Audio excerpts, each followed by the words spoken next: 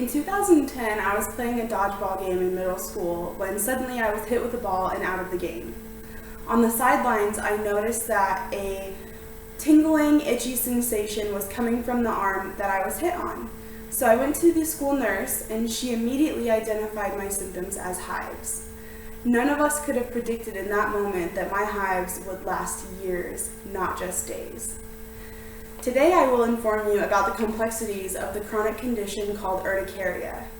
Urticaria is a medical term for chronic hives. Hives are red welts that swell and itch throughout the entire body, and it's typically caused from an allergic reaction, especially to food.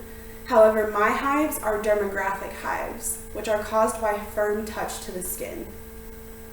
Some of you may have experienced hives firsthand, and others may have not even heard about this condition, so I hope to inform you today. Since being diagnosed, I have done extensive research on urticaria through peer-reviewed journal articles, medical journals, local library books, and dermatologist pamphlets. Today we're going to discuss the diagnosis and testing process of urticaria, treatments, and the theories about urticaria. So to start, I'm going to be a live visual aid and I'm going to write a word on my hand here. And in a few moments, you'll be able to see what that looks like. So the first step in finding a solution to my case was to do allergy testing. We tested for animal allergies, plants, perfumes, and I also did blood work to rule out the possibility of celiac and hyperthyroidism. All of my tests came back negative. I am allergic to nothing, and there was no reactions to any of the tests. An article from the World Allergy Organization titled Urticaria and Angioedema Global Overview states that 1.5 million Americans suffer from chronic hives, but only 15% of those cases last longer than 5 years. Some cases can be treated with environmental changes, whereas the longer cases are harder to diagnose, harder to treat, and are less likely to change. Now that we've discussed how my diagnosis was determined and that the tests did not reveal any new information, I'd like to talk about the treatments that are available for urticaria sufferers.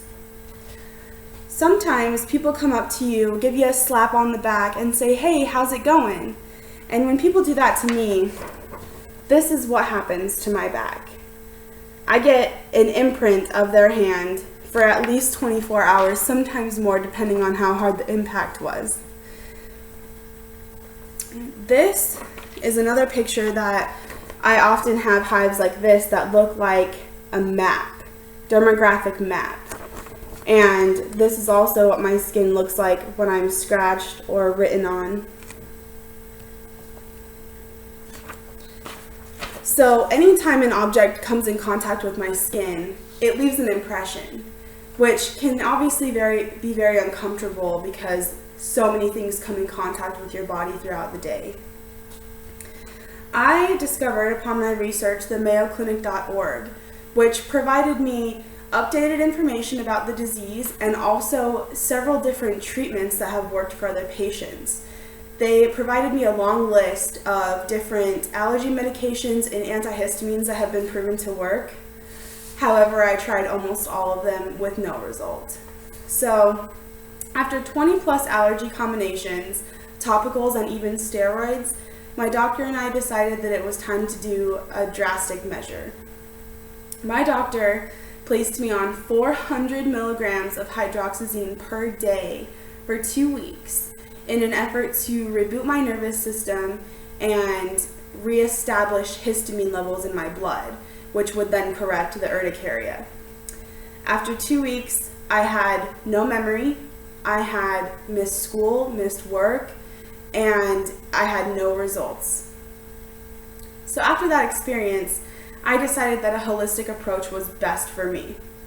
So now I only find relief by using ice packs, cold showers, and in emergency cases, I do require an EpiPen if I start to go in anaphylaxis, but I live cautiously and try to avoid those situations.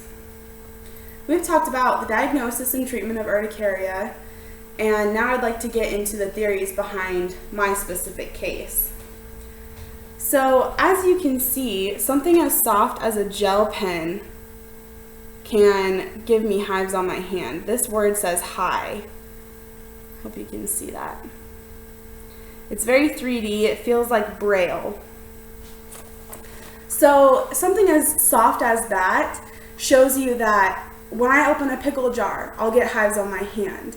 When I walk on a textured floor, I'll get hives on my feet. Just daily simple tasks have now become hard for me.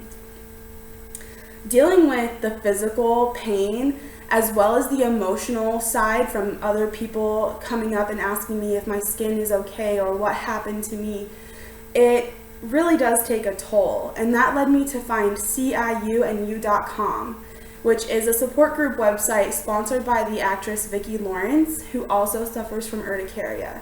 So she shares her stories, and other people are more inspired to share theirs, which creates this community of support. Oftentimes people want to come up and write on my skin. They think it looks cool, or they want to draw a heart, and I have to remind them that I am not a human Etch-a-Sketch.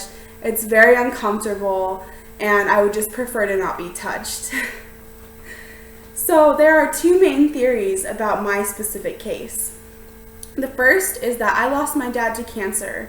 It was very traumatic, and trauma can cause urticaria. The second thing is that in the same week I lost my father, I got a memorial tattoo. And there have been links to tattoo inks and the tattooing process leading to urticaria. So there are two things that have been known to cause urticaria, and I experienced both of them within a 7-day period of getting urticaria. So I don't think that that's a coincidence. However, we are not able to distinguish which one it is. We have discussed the diagnosis and testing process, the available treatments for patients, and the theories about my particular case to spread awareness for other people. I'm not sure how or why that first outbreak occurred back in that dodgeball game in middle school, but I'm a warrior because of it. I know that my personal experience and my outlook on life can affect other people and help them deal with their chronic diseases. I'd like to conclude by quoting from Buddha.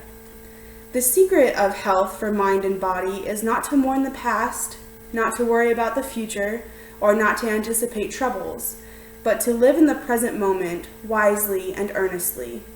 I hope to take this advice moving forward and not think about that the word hi is going to be written on my hand for the rest of the day. Thank you.